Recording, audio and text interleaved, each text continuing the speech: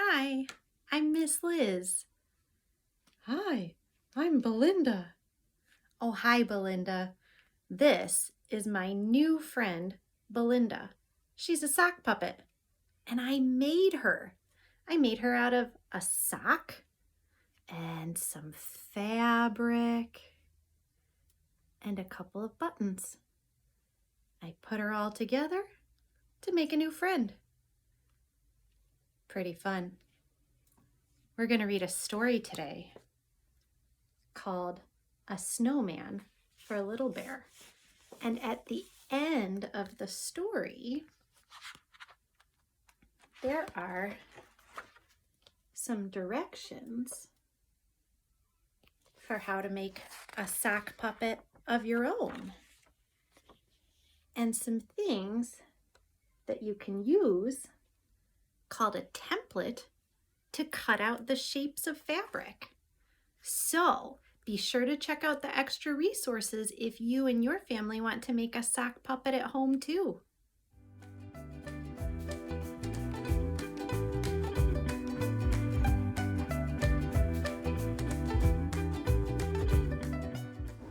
A Snowman for Little Bear by Trace Maroney.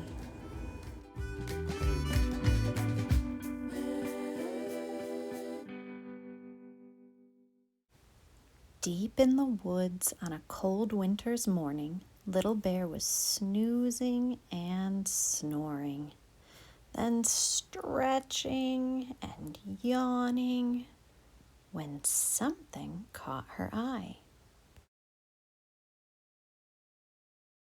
A big, fluffy snowflake floated gently past her window. The first snow had arrived.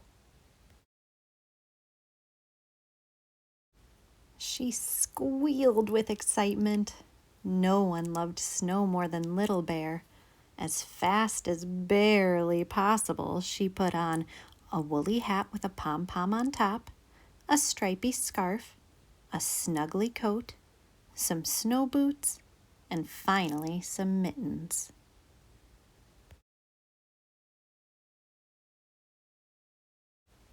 Then she raced out the door into the soft, white snow.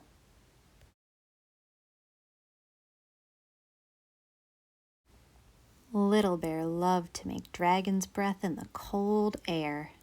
She loved to catch snowflakes on her tongue. She loved to throw snowballs.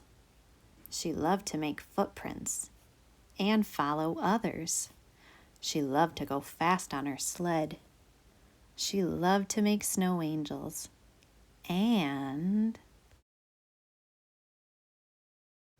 she especially loved to make a snowman.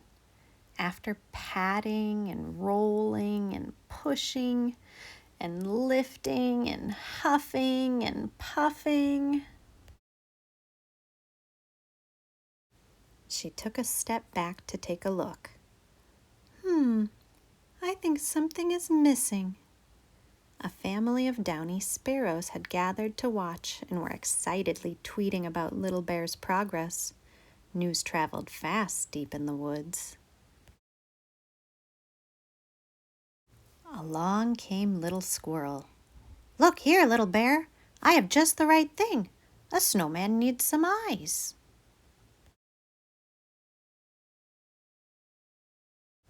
"Of course," Little Bear said as she clapped her hands with delight. "But I think something is still missing." The downy sparrows tweeted as fast as they could. News traveled fast deep in the woods. Along came Little Bunny. "Look here, Little Bear. I have just the right thing. A snowman needs a nose." "Of course," said Little Bear, feeling very thankful that Little Bunny would give her one of her precious carrots. "But I think something is still missing." The downy sparrows tweeted as fast as they could. News traveled fast deep in the woods.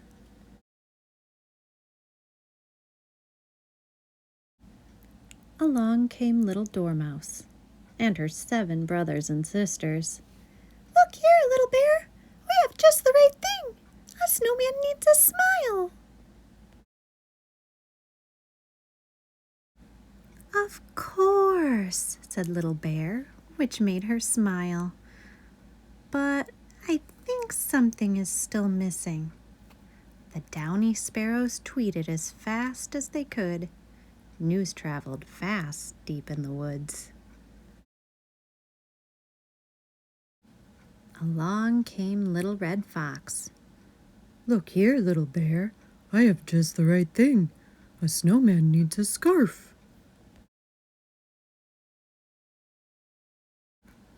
"Of course," said Little Bear, admiring the colorful woolly scarf Little Red Fox's mom had knitted. "But I think something is still missing." The downy sparrows tweeted as fast as they could. News traveled fast deep in the woods. Along came Little Owl. Look here, Little Bear. I have the last missing thing. A snowman needs a hat. "Of course," said Little Bear, agreeing that the snowman was complete. Almost. "Wait," squealed Little Bear. "There's just one more thing." She hurried inside and a moment later returned, carrying something very special. "Look here," said Little Bear. "I have just the right thing."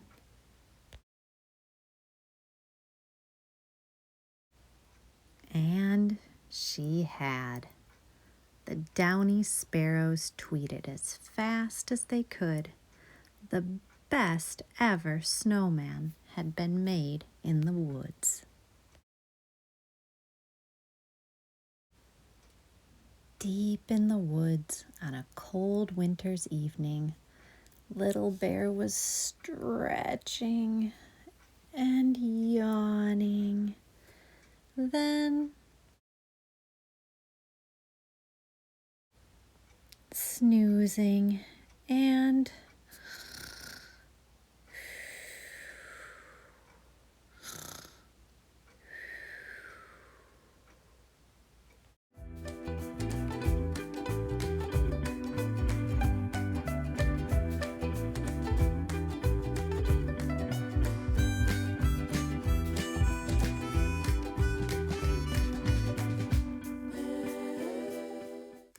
the end.